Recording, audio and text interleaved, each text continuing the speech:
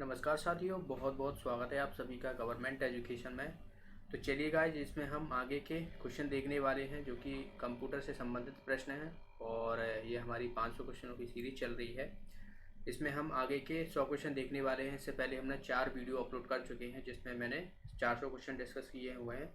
तो ये हमारा लास्ट वीडियो रहेगा और इसकी PDF अगर आपको डाउनलोड करना है तो आपको लिंक टेलीग्राम की मिल जाएगी, तो वहाँ से आप डाउनलोड कर पाओगे इसकी PDF। सारे 500 क्वेश्चन एक साथ आपको मिल जाएंगे। तो चलिए हम फर्स्ट क्वेश्चन की तरफ आते हैं। पहला क्वेश्चन है यहाँ पर, विंडो में पेपर को प्रिंट करने के लिए शॉर्टकट की क्या है? Ctrl+V, Ctrl+A, Ctrl+C या Ctrl+B। तो इसका आंसर हो जाएगा हमारा Ctrl+P का जो है वो यूज किया जाता है। ओके, इसका आंसर हो जाएगा हमारा ए ऑप्शन। अगले क्वेश्चन की तरफ बढ़ते हैं। देखिए अगला क्वेश्चन जो दिया हुआ है यहाँ पर,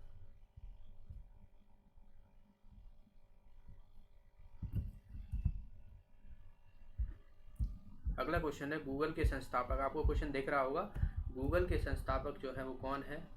लैरी पेज, लॉरेंस, जे एलिसन या टिम बर्ली या मार्क जुकरबर्ग। तो इसका आंसर हो जाएगा हमारा ए ऑप्शन। लैरी पेज ने जो है वो गूगल का स्थापना की थी। और बात की जाए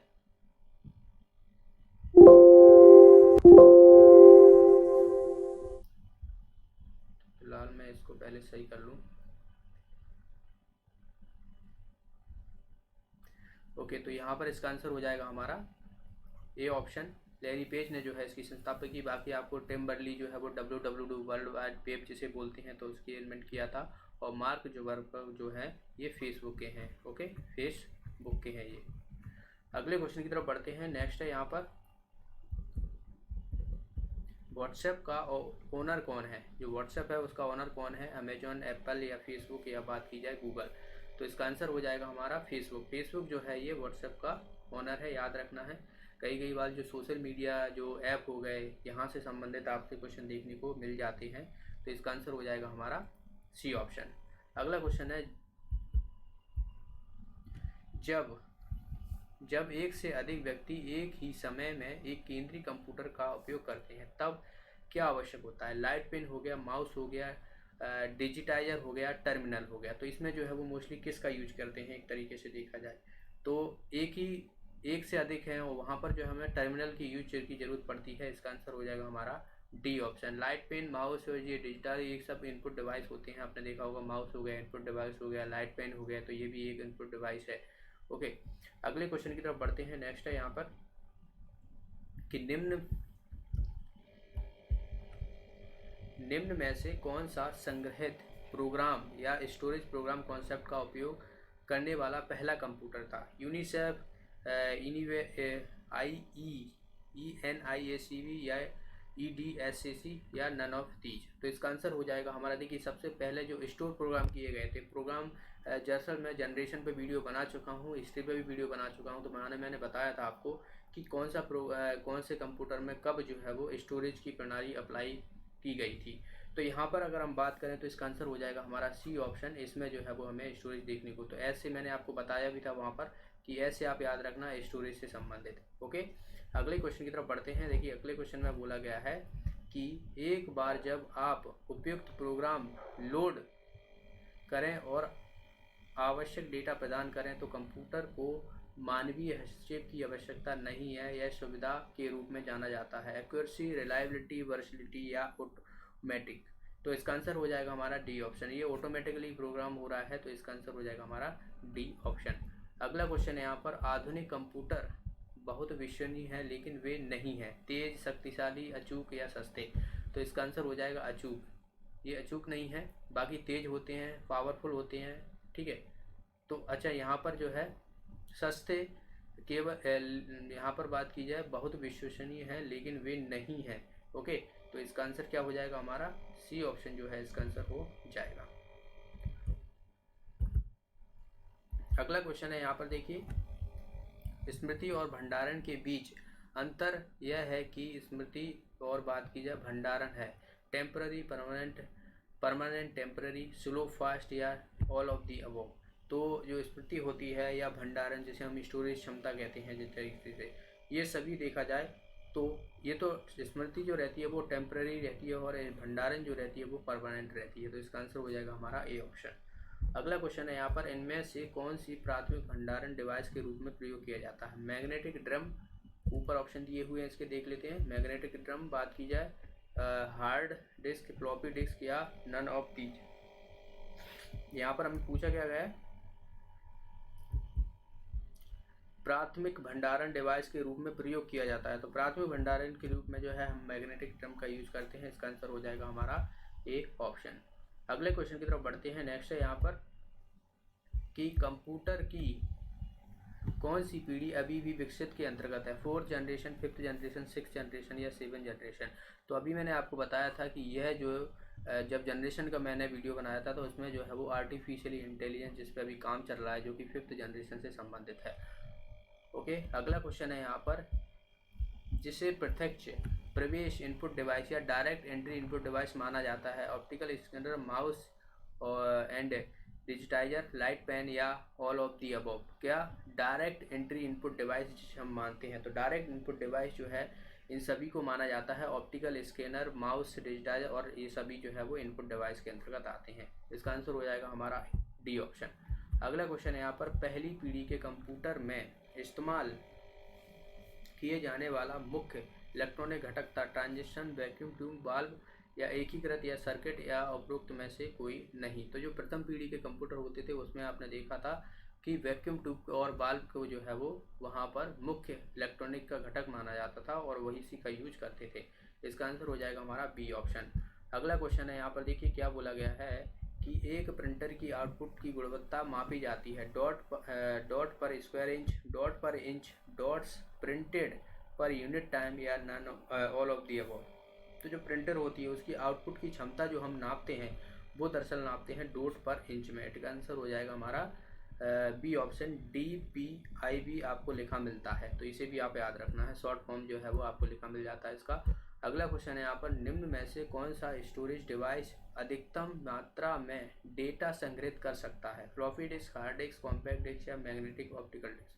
तो हार्ड डिस्क जो रहती है ये सबसे अधिक इसमें देखा जाए तो डेटा संग्रहित करता है। अगला क्वेश्चन है यहाँ पर, चुंबकीय डिस्क की भंडारण क्षमता पर निर्भर करता है? ट्रैक्स पर इंच ऑफ सरफेस, बिट्स पर इंच ऑफ सर्किट ट्रैक्स या डिस्क पैक इन डिस्क सरफेस या ऑल ऑफ दी अबव? तो जो चुंबकीय डिस्क जिसे हम मैग्नेटिक डिस्क की भंडारण क्षमता निर्भर करती है ये दरअसल आपको देखने को मिलती है इन सभी पर, जिसमें ट्रैक पर इंच ऑफ सरफेस भी मिलता है, बिट्स पर इंच ऑफ ट्रैक्स भी मिलता है और डिस्क पैक इन डिस्क सरफेस भी मिलता है। तो इसका आंसर हो जाएगा हमारा डी ऑप्शन। अगला क्वेश्चन है यहाँ पर, MS वर्ड में अंतिम क्रिया को दोहराने के लिए किस फंक्शन कुंजी का उपयोग किया जाता है? F3, F4, F5 या F6? अंतिम क्रिया को दोहराना है हमें किसी MS वर्ड में, तो उसके लिए हम मोस्टली जो है वो F4 का यूज करते हैं। इसका आंसर हो जाएगा हमारा बी ऑप्शन। अगला क्वेश्चन यहाँ पर, निम्नलिखित में से कौन सा टेक्स्ट फाइलों का विस्तार है? जो फाइल एक्सटेंशन होती है, टेक्स्ट फाइल जो होती हैं उनका विस्तार है। यहाँ पर हमें कुछ ये एक्सटेंशन दिए हुए हैं इसको, तो हमें टेक्स्ट फाइल जो रहती हैं एक्सटेंशन फाइल देखा जाए तो उनका सबका अगर हम बात करें तो इसका आंसर हो जाएगा हमारा डी ऑप्शन। WPD जो रहती है वो टेक्स्ट फाइल एक्सटेंशन होती है। अगला क्वेश्चन है, कौन सा मेनू का चयन वर्ड फाइल में कट, कॉपी, पेस्ट करने के लिए किया जाता है? टूल, हेल्प, व्यू या एडिट? तो इसमें आंसर हो जाएगा हमारा एडिट का यूज करते हैं हम सभी को देखने के लिए, कट हो गए, पेस्ट हो गए, तो इन सब के लिए। ओके, अगले क्वेश्चन की तरफ बढ़ते हैं। नेक्स्ट है यहाँ पर, निम्न शॉर्टकट कीजियों या कुंजियों की बात की जाए, जो की होती है जिसे हम बोलते हैं, ठीक है, तो कीज निम्न शॉर्टकट की का उपयोग MS वर्ड में कर्सर को अगले पैराग्राफ के शुरू में रखने के लिए किया जाता है? Control plus left arrow, control plus right arrow, फिर कंट्रोल प्लस अप एरो या कंट्रोल प्लस डाउन एरो? तो इसमें देखा जाता है तो कंट्रोल प्लस डाउन एरो रहता है उसका जो है यूज किया जाता है। इसका आंसर हो जाएगा हमारा, जब हम MS वर्ड में कोई कर्सर है और उसको अगले पैराग्राफ में शुरुआत में रखना है तो कंट्रोल प्लस डाउन एरो का यूज करेंगे।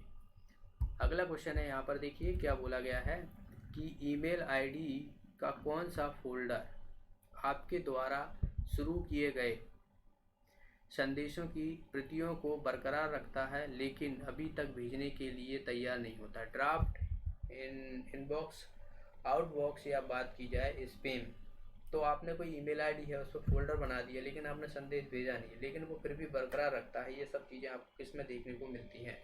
तो आपने देखा होगा कि जब आप ईमेल करते हो किसी को नहीं भेज रहे तो वो ड्राफ्ट में जाके सेव हो जाती है। इसका आंसर हो जाएगा हमारा ए ऑप्शन।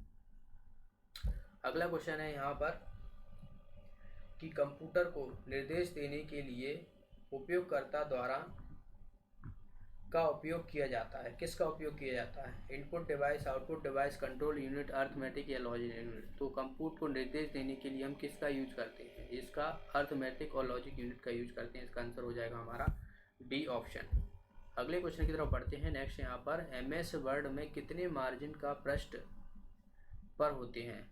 2, 4, 2, 2, जिसमें आपको हेडर फुटर मिल जाएंगे। टॉप यहाँ पर ये बूम होना चाहिए, बूम नहीं है, यहाँ पर बॉटम होना चाहिए दरअसल। राइट, लेफ्ट बात की जाए, लैंडस्केप या पोर्ट्रेट, टॉप या बूम, तो इसे भी आप बूम या बॉटम आपको कुछ भी मिल सकता है। तो इसमें जो है वो 4 होती हैं, टॉप, बॉटम, राइट, फ्लाइट, ये 4 जो है मार्जिन रहते हैं। अगला क्वेश्चन है यहाँ पर 10 की घात 2 को प्रदर्शित करने के लिए आप किस प्रकार का फॉन्ट इस्तेमाल करोगे? इटैलिक, स्मॉल, स्क्रिप्टेड या सब स्क्रिप्टेड? तो यहाँ पर तो इसका आंसर ही दे दिया गया है, सब स्क्रिप्ट का यूज करते हैं हम। इसका आंसर हो जाएगा हमारा सी ऑप्शन। नेक्स्ट है यहाँ पर इनमें से कौन सी मोबाइल ऑपरेटिंग सिस्टम नहीं है? वाडा, सफारी, सैम्बियन या मीगो? तो इनमें से कौन सी नहीं है जो मोबाइल ऑपरेटिंग सिस्टम नहीं है इसमें से? ओके, तो इसका आंसर हो जाएगा हमारा बी ऑप्शन। सफारी जो रहती है आपने देखा होगा एक वेब ब्राउज़र रहता है, जो हम बात की जाए तो विंडो हो गया और सफारी बात की जाए तो मैक में यूज करते हैं। ठीक है, तो ये ऑपरेटिंग सिस्टम नहीं है, ये एक ब्राउज़र है। नेक्स्ट है यहाँ पर निम्न में से कौन सा कुंजी माइक्रोसॉफ्ट विंडो 8 और उच्च संस्करणों में एक फोल्डर का नाम बदलने के लिए शॉर्टकट की के रूप में इस्तेमाल करते हैं? अगर हमें किसी फोल्डर का नाम बदलना है और इसमें हम देखा कि विंडो 8 हो गया और विंडो 10 हो गई, जो भी आ रही है, अभी विंडो 11 भी आ गई है, तो उसमें हम कौन से फंक्शन की का यूज करेंगे ये पूछा गया है। तो इसका आंसर हो जाएगा हमारा F2 का यूज करते हैं। इसका आंसर हो जाएगा हमारा ए ऑप्शन। अगले क्वेश्चन की तरफ बढ़ते हैं। नेक्स्ट है यहाँ पर MS एक्सेल में पूरे कॉलम का चयन करने के लिए निम्न में से किस शॉर्टकट की का यूज करेंगे? Shift plus space bar, control plus space bar, alt plus space bar, both A और बी दोनों? ठीक है, हमें MS एक्सेल में पूरे कॉलम को सेलेक्ट करना है और इसके लिए हम मोस्टली जो है देखा जाए तो जो कंट्रोल होती है और स्पेस बार होती है इसका यूज करते हैं। इसका आंसर हो जाएगा हमारा बी ऑप्शन। अगला क्वेश्चन है यहाँ पर MS वर्ड में जो फॉन्ट डायलॉग बॉक्स होता है उसको खोलने के लिए शॉर्टकट की पूछी गई है कि कौन सी होती है? तो कंट्रोल प्लस F, ठीक है, alt plus control plus F, control plus D या कंट्रोल शिफ्ट प्लस D? तो MS वर्ड में जो फॉन्ट वो डायलॉग बॉक्स होते हैं तो उसमें हमें अगर किसी खोलना है तो शॉर्टकट की हम जो यूज करेंगे उसमें यूज करेंगे जो कंट्रोल प्लस D होती है उसके लिए। ओके, अगला क्वेश्चन है यहाँ पर इनमें से कौन सी प्रोग्रामिंग भाषा नहीं है? सी, जावा स्क्रिप्ट, विजुअल बेसिक, HTML? तो प्रोग्रामिंग भाषा नहीं है, इसका आंसर हो जाएगा हमारा डी ऑप्शन। ये दरअसल जो है वो वेब डिज़ाइन के लिए यूज करते हैं, ये प्रोग्रामिंग भाषा नहीं है HTML। बाकी ये सभी जो है आपको ये सी, जावा स्क्रिप्ट हो गई, ठीक है, विजुअल बेसिक हो गई, ये सभी होती है। अगला क्वेश्चन है यहाँ पर फाइल को दूसरे कंप्यूटर से आपके कंप्यूटर में आपको स्थानांतरण करने की प्रक्रिया को क्या कहा जाता है? आपका कंप्यूटर और दूसरे कंप्यूटर से आप अपने में जो है वो ट्रांसफ़र कर रहे हो, तो अपग्रेडिंग, अपलोडिंग या बात की जाए डाउनलोडिंग? तो इसका आंसर हो जाएगा डाउनलोडिंग। कई बार आपको ये वाला क्वेश्चन देखने को मिला है। अगला क्वेश्चन है यहाँ पर MS वर्ड में सक्रिय दस्तावेजों को बंद करने के लिए निम्न शॉर्टकट की का यूज करते हैं? Control plus C, control plus of, control plus W या कंट्रोल प्लस F? तो इसका आंसर हो जाएगा हमारा कंट्रोल प्लस W का यूज किया जाता है। नेक्स्ट है यहाँ पर SMTF, जिसे हम सिंपल मोड ट्रांसफ़र प्रोटोकॉल भी कहते हैं, सिंपल मेल ट्रांसफ़र प्रोटोकॉल। ये कई बार पूछ लिया था, इसका फॉर्म तो याद रखना है। ये दरअसल किस लिए होता है? तो देखिए, sending email, create mail, web page creation, network sharing. तो इसमें मैंने आपको जो सिंपल मेल ट्रांसफ़र प्रोटोकॉल ये आपको बता दिया, तो ये मेल सेंडिंग के लिए होता है, तो मेल यहाँ पर आ रहा है, तो ऐसे भी आप रख पाओगे।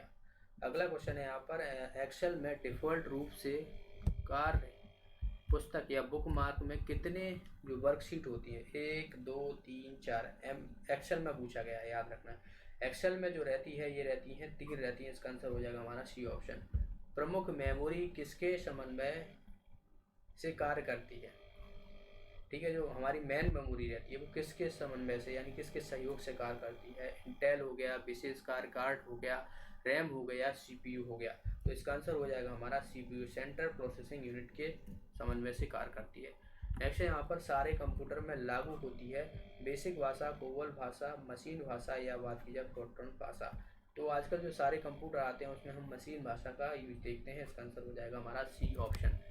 तो कई क्वेश्चन तो यहाँ पर आपको कुछ शायद रिपीट भी देखने को मिल रहे हैं, जैसे कि ये वाला देखा जाए तो ऑप्टिकल डिस्क का उदाहरण है memory disk, magnetic disk, digital versatile disk या ये सभी। तो डीवीडी जिसे हम बोलते हैं ये एक ऑप्टिकल डिस्क का उदाहरण है। अगला क्वेश्चन है यहाँ पर, कंप्यूटर की घड़ी की स्पीड की गणना किससे की जाती है, गीगाबाइट, बिट्स, मेगाबाइट या बात की जाए इनमें से कोई नहीं। तो मैंने इसमें बताया था बिट जो रहती है, पिछले ये क्वेश्चन शायद पिछला भी है, तो कुछ क्वेश्चन तो रिपीट डाल दिए यहाँ पर। नेक्स्ट है यहाँ पर, इंटरनेट का प्रयुक्त कंप्यूटर लैंग्वेज है जावा, कोबोल, बेसिक या पास्कल। इंटरनेट का प्रयुक्त कंप्यूटर लैंग्वेज है, इंटरनेट का हम यूज करेंगे जिसमें, तो इंटरनेट के लिए जो जावा होती है, जो कि एक लैंग्वेज होती है जो प्रयुक्त कंप्यूटर लैंग्वेज है इंटरनेट पर। अगला क्वेश्चन है यहाँ पर, मदरबोर्ड में क्या रहता है जो मदरबोर्ड पर सीपीयू को दूसरे पुर्जों से जोड़ता है, एएलयू, सिस्टम बस। तो ये भी क्वेश्चन रिपीट हो गया है, सिस्टम बस होता है ये सभी को जोड़ने के लिए, ठीक है। अगला क्वेश्चन है यहाँ पर, बेसिक कंप्यूटर भाषा का विकास कब हुआ था, तो ये हुआ था 1964 में, इसका आंसर हो जाएगा हमारा सी ऑप्शन। 1964 में विजुअल बेसिक कंप्यूटर भाषा का जो है वो विकास हुआ था।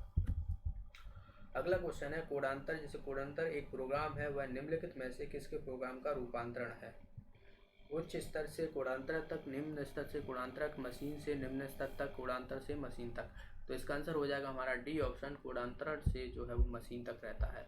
मल्टी प्रोसेसिंग होती है बिना किसी प्रोसेसर, एक से अधिक प्रोसेसर द्वारा, एक प्रोसेसर द्वारा, उपरोक्त में से कोई नहीं। तो इसका आंसर हो जाएगा एक प्रोसेसर द्वारा। तो ये क्वेश्चन भी रिपीट हो गया है, ठीक है। तो कुछ क्वेश्चन तो यहाँ पर बहुत सारे रिपीट देखने को मिल रहे हैं, जैसे कि माइक्रो प्रोसेसर मस्तिष्क होता है, तो ये माइक्रोचिप मैंने आपको बताया था, ठीक है। ऑप्टिकल मेमोरी, सीडी रोम, तो ये यहाँ पर ये क्वेश्चन तो रिपीट डाल दिए हैं, ठीक है। तो ये क्वेश्चन सारे रिपीट है यहाँ पर। तो आगे देखते हैं, ये भी रिपीट है यहाँ पर, ये सभी रिपीट क्वेश्चन हो गए हैं, ओके। आगे देखते हैं। इससे पहले अगर आपने अभी तक टेस्ट सीरीज नहीं खरीदी है सीपीसीटी के लिए, या आप किसी भी एग्ज़ाम की प्रिपरेशन कर रहे हो, जैसे कि एमपी पुलिस हो गया, ठीक है, और बात की जाए एमपीएसआई हो गया, और आने वाले टाइम में पटवारी है, तो आप परीक्षा ऐप डाउनलोड कर सकते हो। और परीक्षा ऐप डाउनलोड करके जो है वो आप GOV 15 कोड लगाना है आपको, और आपको जो है वो 50% डिस्काउंट मिलेगा किसी भी टेस्ट सीरीज पर। तो जाइए आप लगाइए। देखिए यहाँ पर मैं कुछ चीज़ें आपको बता देता हूँ किस तरीके से आपको ये है अप्लाई करना है।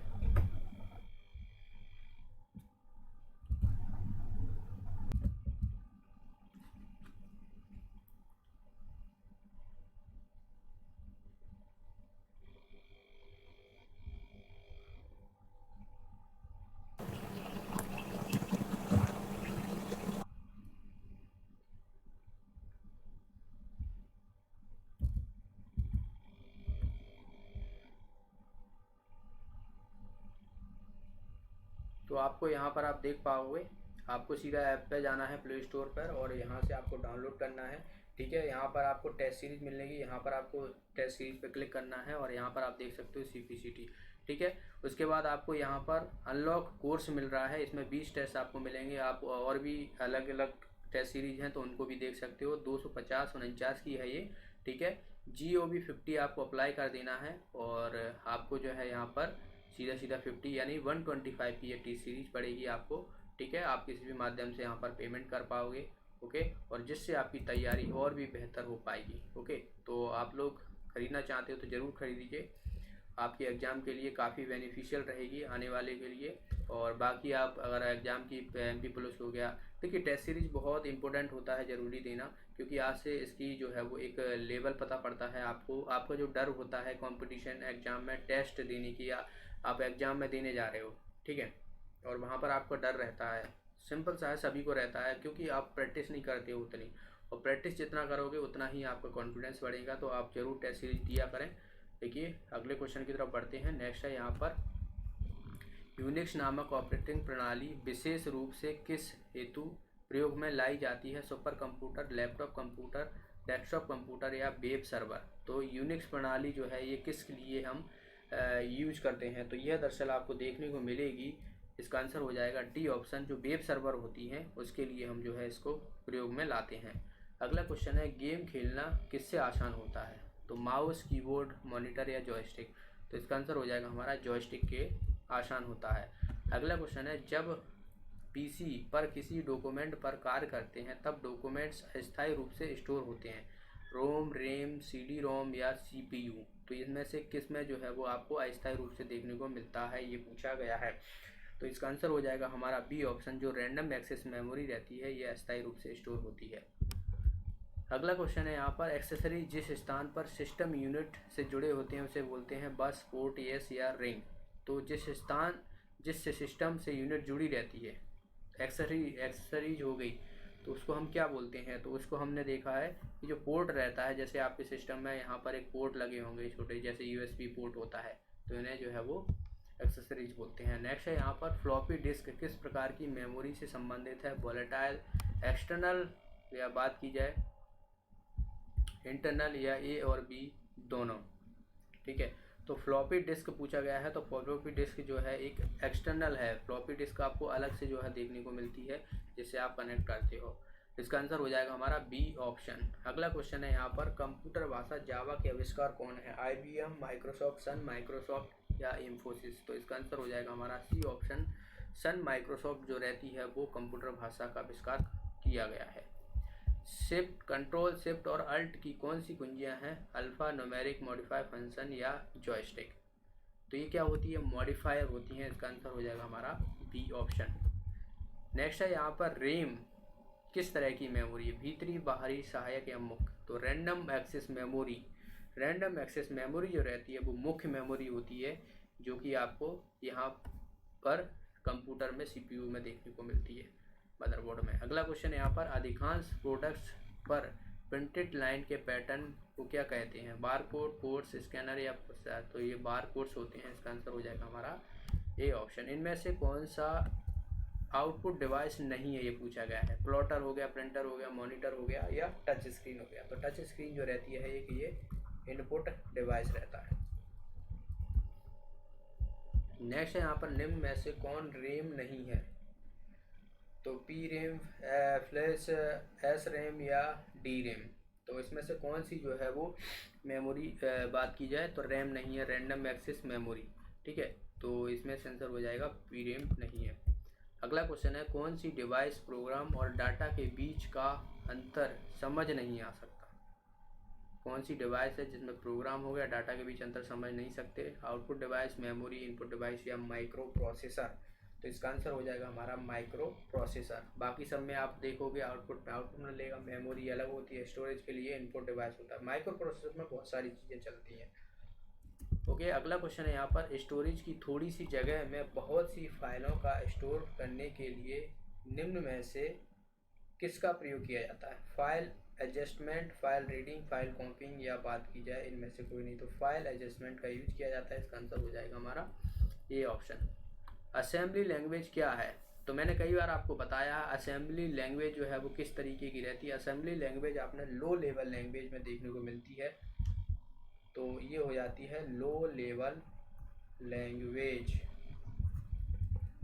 अगला क्वेश्चन है यहाँ पर, निम्न में से कौन सा सिस्टम यूनिट का भाग है?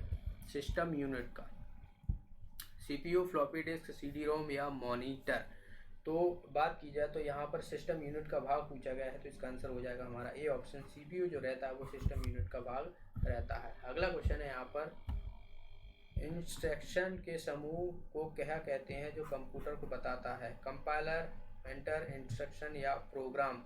तो ये प्रोग्राम रहता है जिसके माध्यम से हमें कोई भी चीज़ देखने को मिलती है, आउटपुट देखने को मिलता है। जो हमारी क्रिया है, जब हम कोई की दबाते हैं तो उसका आउटपुट देखने को ये प्रोग्राम के माध्यम से हमें देखने को मिलता है। अगला क्वेश्चन है यहाँ पर, इनमें से कौन सा एक प्रोग्राम लैंग्वेज नहीं है? पर्ल, जावा, फॉक्स प्रो या ओरेकल? तो इसमें से हमें कौन सी गई प्रोग्राम लैंग्वेज नहीं है? तो ये ओरेकल जो रहती है सर्वर डेटा से संबंधित रहती है, डीबीएमएस से संबंधित रहती है, ये प्रोग्राम लैंग्वेज नहीं है। ओके, डाटाबेस मैनेजमेंट सिस्टम से रहती है। ईथरनेट से संबंधित है, तो आप सभी को पता होगा, इसमें मैंने आपको बताया भी है, लोकल एरिया नेटवर्क से संबंधित होती है, लोकल एरिया नेटवर्क से। ओके, तो यहाँ पर अगला क्वेश्चन है यहाँ पर, इनमें से कौन सा इंटरनेट एक्सप्लोरर नहीं है? फायरफॉक्स, सफारी, क्रोम या गूगल प्लस? तो इसका आंसर हो जाएगा हमारा गूगल प्लस। नेक्स्ट है यहाँ पर, वेबसाइट के नाम से HTTP क्या है? Top level domain, host, protocol या वेबसाइट? तो इसका आंसर हो जाएगा प्रोटोकॉल। तो ये कुछ क्वेश्चन तो जाने पहचाने से लग रहे हैं, क्योंकि ये क्वेश्चन हम देख चुके हैं शायद। ठीक है, ये क्वेश्चन तो देख चुके हैं, ये दोबारा क्वेश्चन डाल दिए हुए, मैं एक बार और चेक कर लूँगा आगे चल के। इसमें स्मृति भंडारण, आउटपुट, ये सब देख चुके हैं। F2, डायलॉग बॉक्स, तो ये क्वेश्चन तो हम देख चुके हैं, ये दोबारा से फिर रिपीट कर देते हैं। कोई नहीं, मैं दूसरी यहाँ पर आपके लिए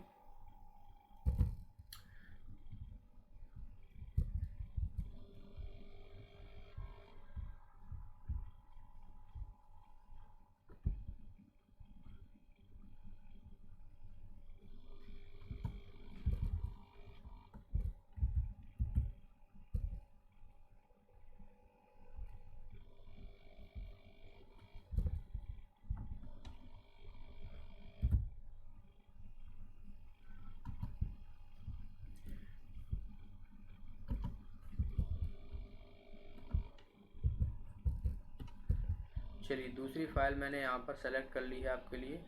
क्या है कि उसमें डबल क्वेश्चन देखने को मिले थे। देखिए इसमें मैंने MS एक्सेल से यहाँ पर क्वेश्चन दिए हुए, जैसे कि पहला क्वेश्चन है, MS एक्सेल में आप स्प्रेडशीट को डैश विभिन्न भागों में विभाजित कर सकते हैं, हॉरिजेंटल, वर्टिकल, फ्रीज या ये सभी? तो इसका आंसर हो जाएगा हमारा डी ऑप्शन। MS एक्सेल में जो स्प्रेडशीट रहती है आपको हॉरिजेंटल, वर्टिकल या फ्रीज किसी भी माध्यम में आपको देखने को मिल जाती हैं।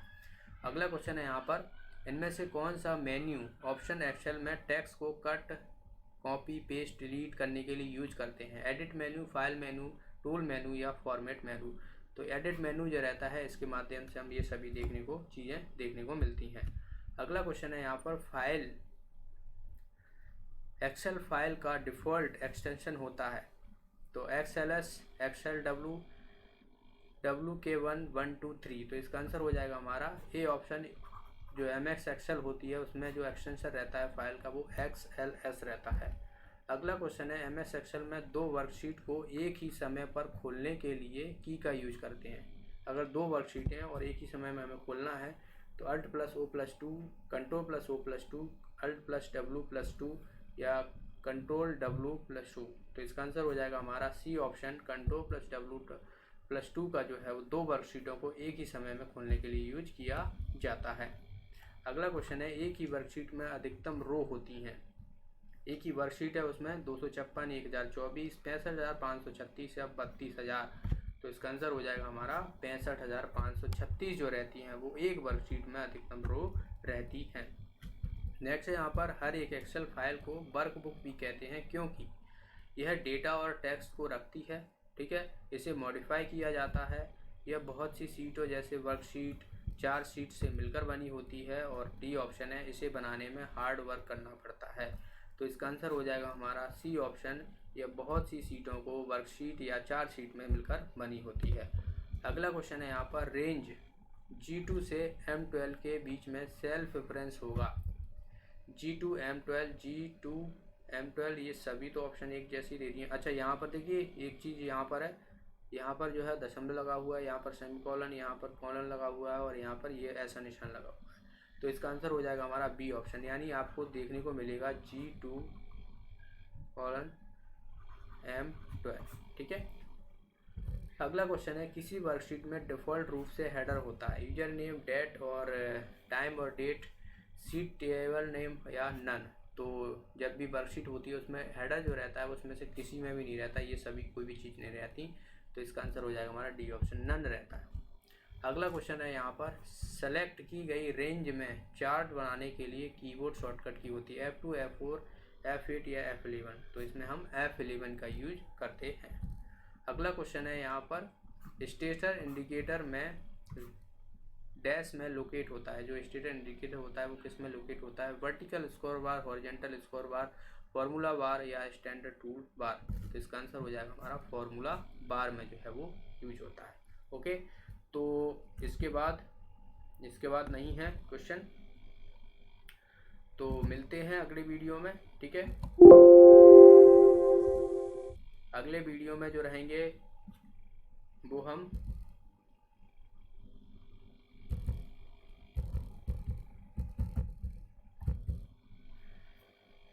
अब ये एक वीडियो इसका मैं आपको पूरा 500 MCQs हैं उनका पूरा प्रोवाइड करा दूंगा, जिससे आप एक बार पूरा रिवाइज कर पाओगे। तो वो मुझे थोड़ा अभी 1-2 दिन में मैं आपको सारा वीडियो इकट्ठा डाल दूंगा एक वीडियो। इसकी PDF आपको चाहिए तो आप डाउनलोड कर सकते हो टेलीग्राम ग्रुप से, लिंक आपको डिस्क्रिप्शन में मिल जाएगी। 500 क्वेश्चन की आपको पूरी PDF यहाँ पर प्रोवाइड हो जाएगी। ओके, और तब तक के लिए बहुत बहुत धन्यवाद। जितनी हो आप अपनी प्रैक्टिस कीजिए, रिवीजन कीजिए जितना ज़्यादा हो। नया कुछ करने की आपको ज़रूरत नहीं है बिल्कुल भी। ओके, और आप अपने आप पर कॉन्फिडेंस रखिए, आपका ज़रूर जो है वो सिलेक्शन होगा, आपका क्वालिफाई होगा। ओके, मिलते हैं अगले वीडियो में, तब तक के लिए बहुत बहुत धन्यवाद।